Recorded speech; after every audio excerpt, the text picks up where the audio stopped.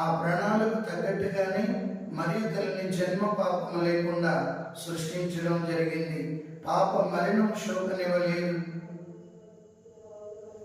ఇక రెండవది, మరియు తల్లి చిన్ననాటి నుండి దైవ వాక్యాన్ని పారాయణం చేసేది.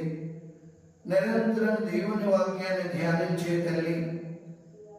ఎప్పుడైతే దేవుని వాక్యాన్ని ధ్యానించడం మొదలుపెట్టిందో ఇక పాపానికి చోటు లేదు. చీకటి ఉన్న చోట వెలుగు ఉండలేదు, వెలుగు ఉన్న చోట చీకటి ఉండలేదు. ఇక మూడవది, మరియు తల్లి దేవునికి తల్లిగా నిలబడ్డది కాబట్టి ఆ తల్లి జీవితం నిర్మలం, నిష్కలంక.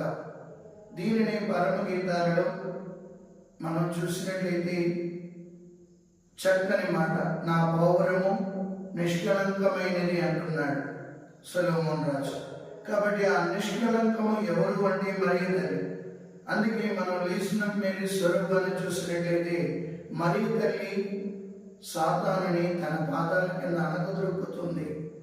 చాలా మంది ఈ రోజులు ఏమంటారంటే చెడు తలంపులు ఎక్కువ వస్తున్నాయి ఫాదర్, చెడు ఆలోచనలు ఎక్కువ వస్తున్నాయి ఫాదర్, ఎందుకో నా మైండ్ ఖరాబ్ అయిపోయింది అంటుంటారు. సో మంచి ఆలోచన యొక్క మాత ఆ తల్లిని నీవు నేను ఎప్పుడైతే ప్రార్థిస్తుంటామో, తల్లి మంచి ఆలోచన దయచేయమని, మన కొరకు సాతానునితో యుద్ధం చేసి మనకు కావలసిన అనుగ్రహాలను ప్రభు ద్వారా ప్రార్థన చేసి దయచేస్తుంది ఆ పరిశుద్ధ తల్లి.